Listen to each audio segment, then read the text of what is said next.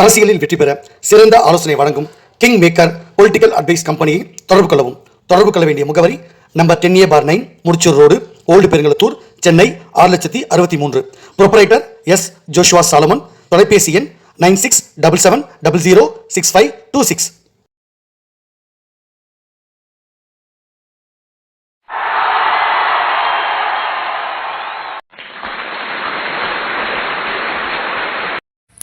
உலக தமிழ் ரசிகர்கள் அத்தனை பேருக்கும் என்னுடைய பணிவான வணக்கம். நான் உங்கள் செந்தில்குமார். இந்த பதில் பார்க்க போகிறது அன்பு சகோதரர் நடிகர் சிவகார்த்திகேயன் அவர்கள் நடிப்பில், அதே மாதிரி என்னுடைய மரியாதைக்குரிய குருநாதர் கமலஹாசன் அவர்களுடைய ராஜ்கமல் ஃபிலிம்ஸ் இன்டர்நேஷ்னல் தயாரிப்பில் ஒரு திரைப்படம் அண்மையில் இப்போது அதோடைய டீசர் வெளியாகிருக்கு. ஸோ இன்றைக்கு தான் வெளியாகிருக்கு. அந்த டீசர் சேயோன் அப்படின்ற திரைப்படத்தினுடைய டீசர். சேயோன் அப்படின்னா முருகப்பெருமானை குறிக்குது. ஸோ இப்படி ஒரு பெயரில் ஒரு டீசர் வெளியாகிருந்தது. அந்த டீசர் பார்த்தா அதில் ஒரு அந்த பொதுவாக கமல்ஹாசன் படம்னாலே அதில் சர்ச்சைக்குரிய காட்சிகள் இல்லாமல் இருக்காது. அவர் திட்டமிட்டு இதை புகுத்துவார். தனிப்பட்ட முறையில் கமல்ஹாசன் அப்படின்ற ஒரு நல்ல நடிகர், அவர் ஒரு என்ன சொல்ல டெடிக்கேட்டட் ஒரு ஆர்டிஸ்ட் தான் கமல் சார். என்னுடைய மரியாதைக்குரிய குருநாதர் தான். அது அவர் மேலே நான் எப்பவுமே அந்த மரியாதை என்றைக்கும் குறையாது. அது ஒரு சினிமா துறையை பொறுத்த வரைக்கும் ஓகே. ஆனால் என்னுடைய சித்தாந்தம், என்னுடைய கொள்கை, என்னுடைய சனாதன தர்ம விஷயம், என்னுடைய கடவுள் நம்பிக்கையில் அவர் மூக்க நுழைச்சா யாராக இருந்தாலும் வாழை ஒட்ட நறுக்கிடுவேன். நான் ஒரு பிஜேபிக்காரன், பிஜேபி கிங் மேக்கர், பிஜேபியுடைய ஸ்பெஷல் பொலிட்டிக்கல் அட்வைசர். ஸோ இந்த இடத்துல நம்முடைய மரியாதைக்குரிய எச்ராஜ் அவர்கள் உடல்நலம் பாதிக்கப்பட்டிருக்கு. அவர் இந்து மதத்துக்காக நிறைய போராடியிருக்காரு. அந்த இடத்துல இப்போது எச்ராஜ் அவர்கள் இப்போது படுத்த படிக்கையாக இருக்கிற உடம்பு சரியில்லாமல் இந்த சூழ்நிலையில் இந்த சேயோன் படம் வந்திருக்கு. ஒருவேளை எச்ராஜ் அவர்கள் இந்த டீசர் உடல் ஆரோக்கியமாக பார்த்துருந்தானா முதல் ஒரு கண்டன குரலில் அவர் எழுப்பியிருப்பார். காரணம் என்னென்னா, அவர் உடலில் பாதிக்கப்பட்டதா கூட என்ன, நம்மலாம் இருக்கோம்ல, நம்ம இன்னும் நிறைய பேர் பிஜேபியில் சித்தாந்தவாதிகள் இருக்கோம். நாம் எல்லா மதத்துக்கும் பொதுவானவங்க தான். நம்ம கடவுள் நம்பிக்கை உள்ளவங்க. நாம் இந்து மதத்தை இழிவுபடுத்தினா கேள்வி கேட்போம். அதே சமயம் மாற்று மதத்தையும் இழிவுபடுத்த நாம் அனுமதிக்க மாட்டோம். நிறைய பேருக்கு அது புரியறதில்லை. பிஜேபிக்காரங்களாம் மசூதி இடிப்பாங்க, அப்புறம் கிறிஸ்தவர்களுக்கு எதிராக பண்ணுவாங்க அப்படின்னு தப்பாக நினச்சிட்டு இருக்காங்க. கிறிஸ்தவ அது என்ன சொல்கிறது, ஒரு மதமாற்ற சிந்தனையோடு தவறாக செயல்படுற கிறிஸ்தவர்கள் நம்ம எதிரானவர்கள். இஸ்லாமியம் அப்படின்ற பெயரில் தீவிரவாதம் பண்ணுறவங்களுக்கு நம்ம எதிரானவர்கள். மற்றபடி கடவுள் நம்பிக்கைக்கு நம்ம என்றைக்குமே எதிரானவர்கள் இல்லை. நாம் சனாதன தர்மன்றது எல்லாரையும் உள்ளடக்கியது தான்.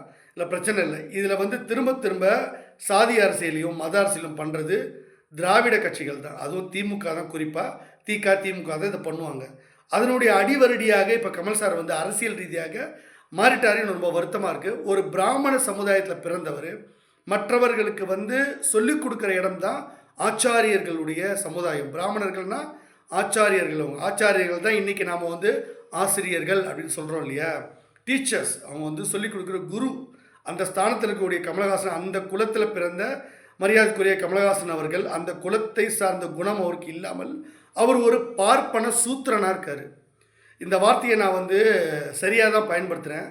பார்ப்பன சமுதாயத்தில் பிறந்த ஒரு சூத்திரன். அதனால் கமலஹாசன் அவர்கள் ஒரு பார்ப்பன சூத்திரன் அப்படின்னு கூப்பிட்டா அது மிகையாகாது.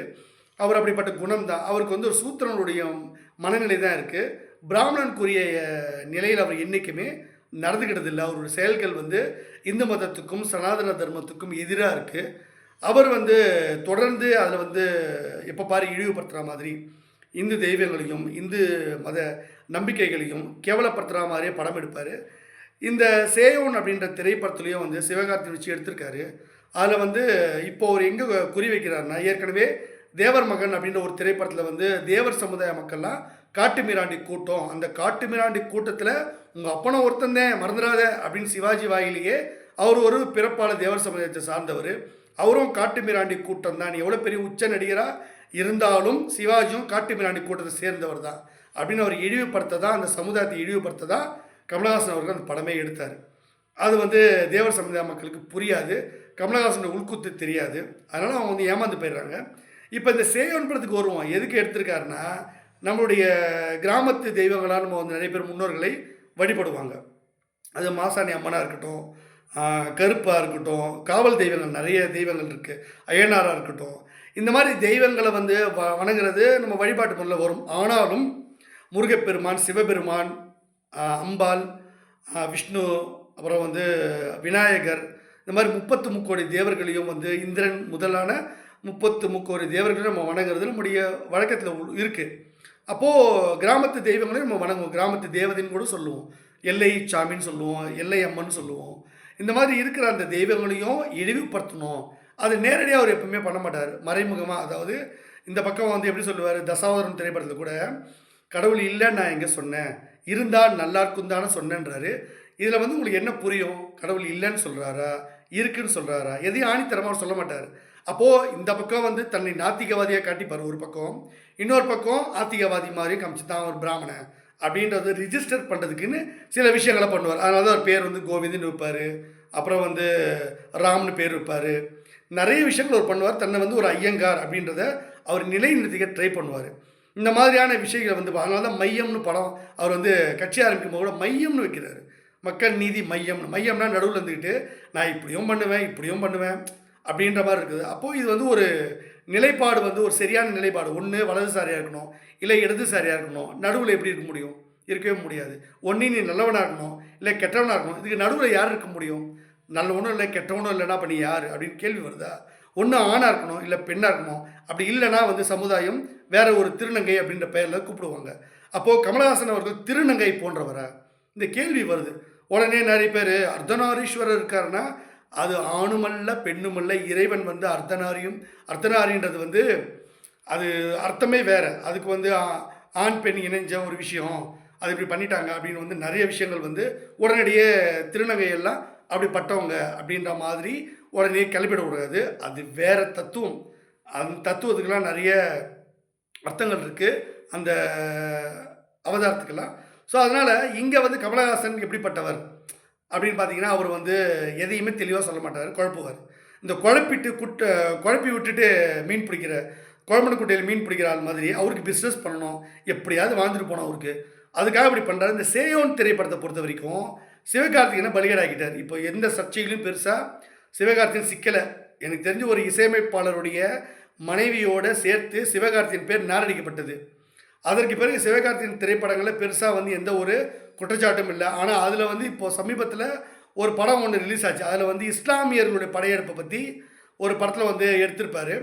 அந்த படம் வந்து ஃப்ளாப் ஆகிடுச்சு. ஸோ அதுக்கப்புறம் வந்து அவர் வந்து ரொம்ப யோசிக்கிறார் சிவகார்த்திகேயன். இப்போ இந்த படத்தை பொறுத்த வரைக்கும், சேயோன் படத்தை பொறுத்த வரைக்கும் நிறைய கடவுளை வந்து இழிவுபடுத்துகிற மாதிரி ஏடாகடமாக வச்சுருக்காங்க. அந்த டீசர்லேயே வந்து வள்ளி தேவியான வள்ளி முருகன் நாடகம் போட்டதுக்கு அடிக்கிற மாதிரி ஒரு வச்சுருக்காங்க. இதுவே கான்ட்ராஸ்டாக இருக்குது. ஸோ கமலஹாசன் அவர்கள் வந்து மறுபடியும் தெய்வங்களை இழிவுபடுத்துகிற மாதிரி இந்து மதத்தையும் அப்புறம் காவல் தெய்வங்களையும் முன்னோர்களையும் இழிவுபடுத்துகிற மாதிரி தான் அவர் வந்து 2 விதமாக படம் எடுப்பார். இப்படியும் சொல்ல மாட்டார், அப்படியும் சொல்ல மாட்டார். அவர் வந்து மக்கள் வந்து குழப்பி விட்ருவார், அப்படி படம் எடுப்பார். ஸோ இந்த திரைப்படம் வந்து சென்சார் போர்டில் வந்து சென்சார் சர்டிஃபிகேட் கொடுக்க மாட்டாங்க. அந்த படம் ரிலீஸ் ஆகாது.